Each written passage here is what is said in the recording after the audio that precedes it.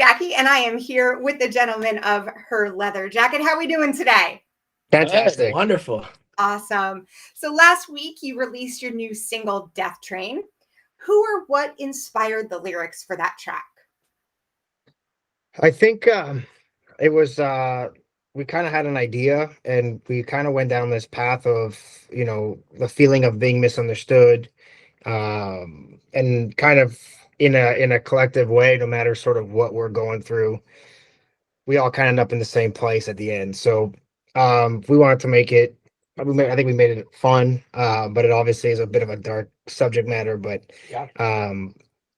we kind of just had the idea and kind of started rolling with it, and then it became what it was. And we were very, very excited to have it. We're very excited to release it as a single, and especially with Kellin as a feature was really, really cool. So yeah, super stoked. What message do you hope fans take away after listening to it? I think like the idea, one thing we were bouncing around in the room a lot is like, we all can kind of go through shit. Can we swear? Sorry. We all go through stuff and Yeah. hell yeah, dude. So we all go through shit, and like, no matter like where you are in life, and whether you're at the top of life or you're at the bottom, it's like you could pull up next to somebody in the bar and just like, you're all, I think at the end of the day, like, we're all vulnerable. Yeah. We're all, exposable, like exposable. So it's like, or expendable rather, Yeah. Inspirable. Inspired. But yeah, so We all die. We all die. I was trying to not say that, but yeah, I guess we all die. So it's kind of like wherever you're at, whatever you're doing, we're all going through shit, and we're all gonna die. And so like, let's just live and ride. And no matter what it seems like other people are doing, and everybody seems to compare themselves on social media or whatever. Everybody's got their own shit, Yeah. right? So that was sort of the kind of the premise of the song. Yeah. Yeah, death is the great equalizer. So Sure is. it's like the one thing everybody fears, but it's the one thing that happens to all of us no matter what. So I think that's absolutely. very fair. We never know when it's coming, but we know it will come at some point. And that's Very crazy. true. Very true. But on the lighter side, Yes. this isn't the first time you've worked with Aaron Gillespie of Underoath, correct? What's it like working with him, and what does he bring to the table? I think a lot of creativity. First of all, I think his musicianship and his songwriting is almost second to none. We've been working with him a little bit before. I was a country artist before, and so I met him kind of through that, and then he kind of watched us transition to Her Leather Jacket and being a rock band. We made an EP with him, and were songs that he had written. And then for the last two songs, like, I'd like for you guys to be in the room and kind of write this with me. And I was a little apprehensive at first because I never really had written much in the country space. There was a lot of publishers that would send songs and that kind of thing. So it was very cool to get in the room with him. And he had said after we were done, he goes, for the next project, I want you guys in the room with me, and we're going to make this whole thing together. And I thought just that, being a mentor, but also kind of helping us become better songwriters and taking us through sort of different steps of becoming better songwriters. And I think we'd written a bunch of songs before we got to the ones that we were like, okay, this could be a single, or this could be a single. We kind of experimented with, different types of rock, different sounds, different things. And what he does is give us a really great space to be vulnerable, and also guide us to like, hey, that's cool, that's overdone, that's, whatever it is. So he allows us to sort of be artists as well, but under the guides of his experience. Sure. He has quite just a little bit of background in doing that. So that's awesome. And what does Kellin of Sleeping with Sirens add to the track? So much. Everything. Yeah. I mean, because we've heard the song, we wrote the song, we've listened to the song, we recorded the song. Like, the song has been in our world.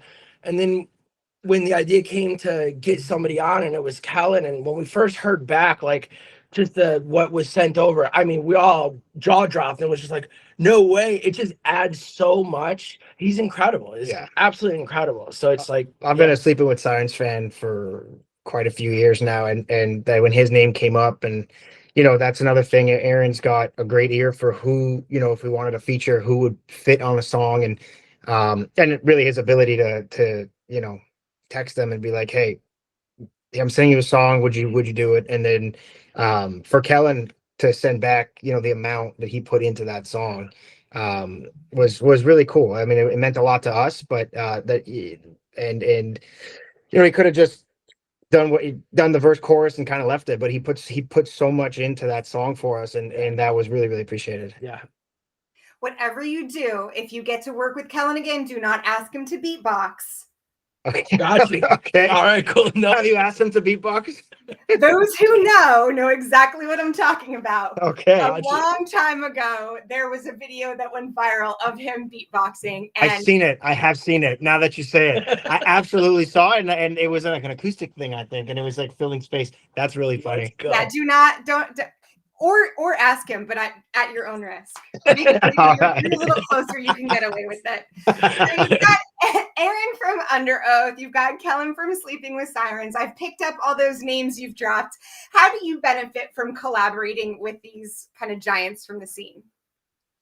It's crazy. I mean, we just wanted to be in a rock band, and I think from where we started to where we're at now is like, I think both of us are so surprised at like where we're at, and now writing songs and getting like incredible features like Kellin, and again, like Aaron working on all of our stuff with us. Like I don't even know what to say. I think because the bar, when you're working with guys like that too, like the bar is so high, so like we can't phone it in either. And kind of being like a newer band on the scene too, it's like we take the shit so seriously. So it's like, especially when these guys are kind of championing us, it's like we just got to show up and like kick ass. Yeah. Like we have to.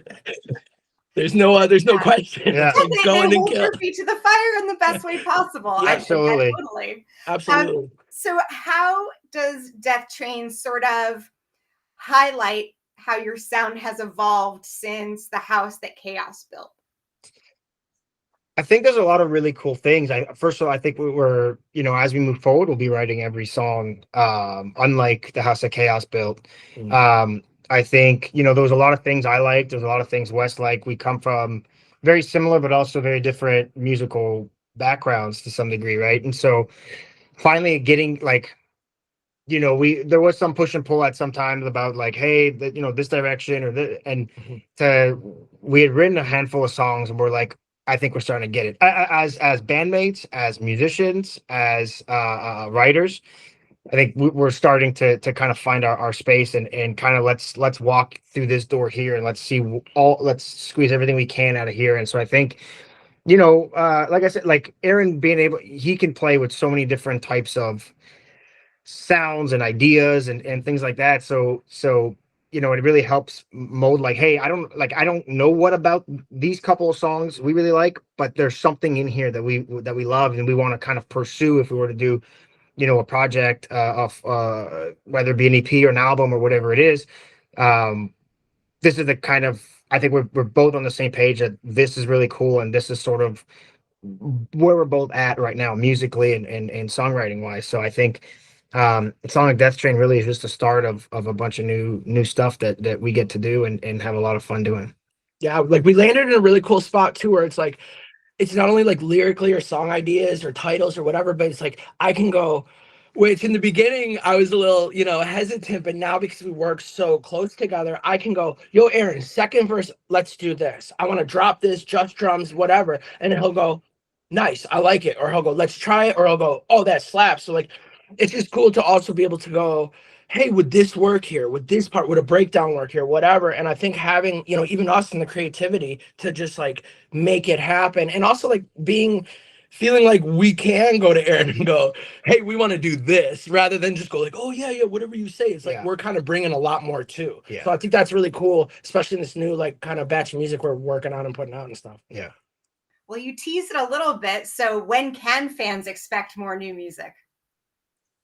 We don't have a date at all, but hopefully sooner rather than later. I think we've got a bunch of songs that we're really excited about, so we just kind of gotta figure out how we want to release the next ones and which ones we want to release first. And we do have a handful that we've worked on that we're very excited about. So yeah, I mean, I would have released one every week if we could, but Yeah. But so hopefully sooner rather than We have later. a busy next year. Yeah, I don't yeah. know. We'll see. We We'll don't know. see. But we're Well, really stoked. you have a busy weekend coming up, isn't that Heck yeah. Dude, we sure do. Yeah, it's really, really, really exciting. And I think to be able to play new songs, we're gonna be playing unreleased music, we're gonna be playing, stuff from the House of Chaos built and our previous record from before, or EP from before. So getting to kind of be on a stage of that magnitude, to kind of show off. I mean, we've been at it, we're a new band, but we're not new to music. And so, to be able to kind of show off what we can do at that level, I think is very, very exciting. So we can't wait. It's 3 days of chaos, but I love it. Yeah. And When We Were Young festival is in Vegas of all places. So I mean, that's going to be a time. Oh, absolutely. How do you go about creating your set list? And before you answer that question, you're not allowed to use the word bangers. Okay. Well, Yeah, cool. I would hate if I said this. Imagine. Oh my God. we have a set list full of bangers. No, honestly, it's very interesting because I'll think of songs I want to play or don't want to play, and I'll put them in an order I think makes sense. But I think Wesley really takes the reins on it because he looks at it on a much more musical level. Keys and tempos and outros into the next intro. So there's a lot of times where we'll both compare, and then we'll have like the same opening, the same three first songs, and then it's completely different from there, or it's very similar or not. And more often than not, we do end up going with a mix, but typically a good starting point of what Wes. It's a try everything too. I think like hit them out the gate with something. Here's what we do. Give them something to jump to. Kind of try to get their, in a way, like get their attention, get their respect. Let them know that they could trust us for the next however long, because we're gonna take you on a ride. And it's just, this one's a lot of fun. I think of all the sets and the stuff we put together, this one just it's really exciting. So yeah, just super stoked and really excited. I think that's interesting what you just said, get them to trust you. And I think that's very wise, because especially with a band like yours that's on the rise, how do you get people to stop at that stage? And I think trust, that's a really interesting way to think about it. I like that. Yeah, heck yeah. So do you guys, and maybe you won't be able to answer this fully until after next weekend, and that's fair. But do you guys prefer the outdoor music festivals or a more intimate club gig? I love it all. Yeah, I mean, we just love everything. It's like any chance we get, whatever we'll take. It's festivals are, it's so much pressure in a way, because yeah, you get there, a lot of the time a small fish, and you want to really show off, or at least just, show whatever crowd or the crowd or however we have, just, here's who we are, here's what we do, come hang, come follow, listen to our music, whatever. But then like when we do get, club dates and whatever, it's the same energy. It's the same energy, just maybe less people, maybe however it looks. But yeah, I think we're just excited to play anytime we can. And the fun thing too, I think, is going back to the set list question, is there's some stuff that, for we go for a festival, this is where this song lands, or for a festival, but if we were to do, a club gig, it's different. Mhm. And we did last year, we did a couple of weeks on an acoustic gig tour as well.